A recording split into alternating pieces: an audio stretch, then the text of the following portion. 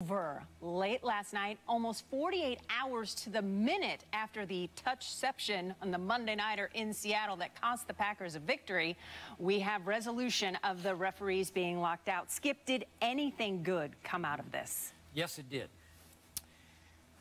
Gentlemen, I believe that old guard NFL owners were forced to finally acknowledge something they've never acknowledged or believed, and that is that referees are more valuable than they were taught to believe that they were for years and years in this league.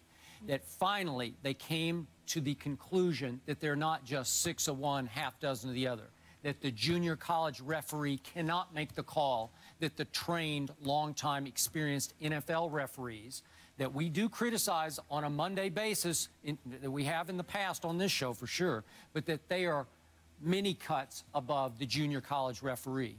And the best news that came out of this for me was that the NFL owners now have the option, which they can exercise, I believe, later this year, to employ full-time referees. I've campaigned for that for, I don't know, 20 years. And never could understand how you had the billion-dollar product run by billionaires who couldn't afford or wouldn't afford to pay referees a full-time salary so they could be the very best that they could be for those 16, 18, 19 Sundays that you need them.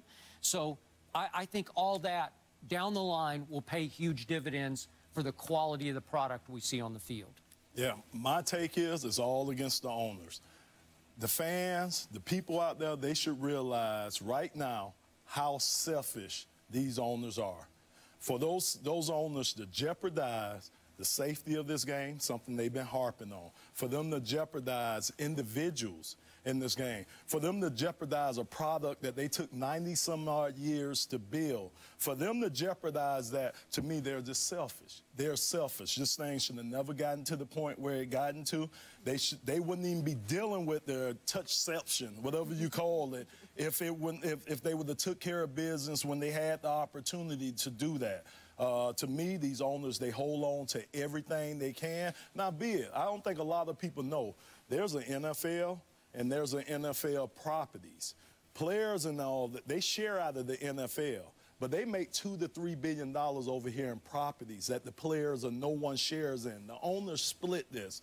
So for them, like I say, for this to come down to money, it was ridiculous to me. To me, it comes down to the owners expressing and using their power. They hid behind Roger Goodell. They let him take the fall for this, because at first I thought it was all on Roger, but Roger works for them. So they let him take the fall, and I'm just so disappointed in the owners and what came out of this. So my only thing that came out of here is the fans.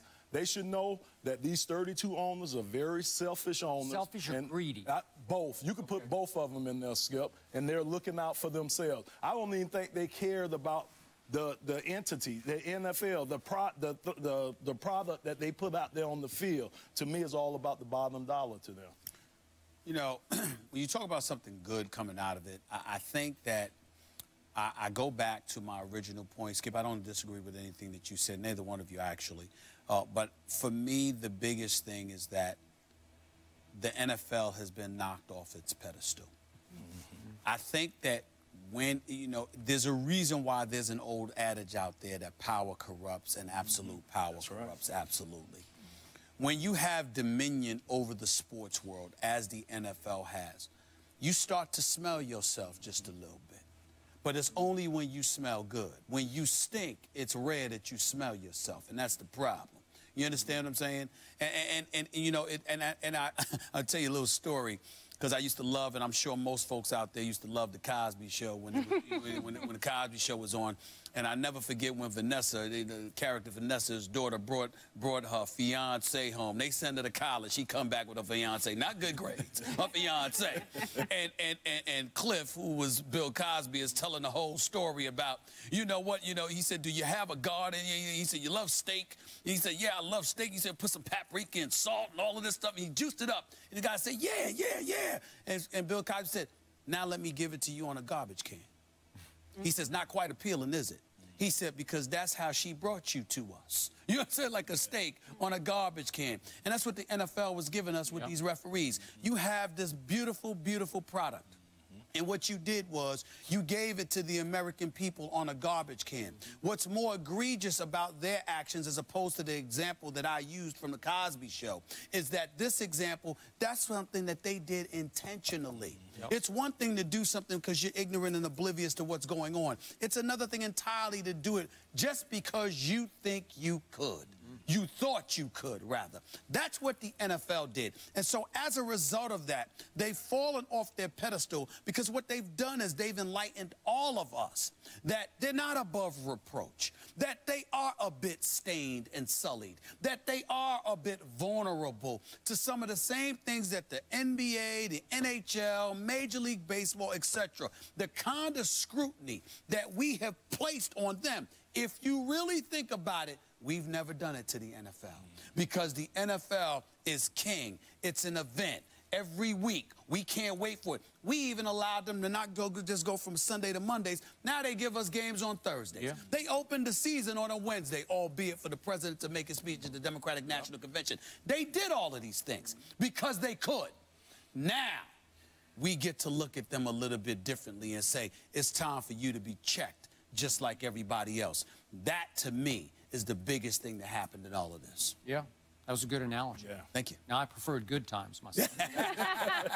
James Evans Jr. James Evans Sr. James Evans Sr. Thelma. John Amos, he's still a great actor. He's sensational. That is tremendous. No, you do look a little bit like I've heard that. Have you? He does not. You do not look like James Evans Sr. We'll settle that during the commercial I tell you this much: you're not as mean as he was. Oh, there we go. Man in play. There we go. All right. Man in play.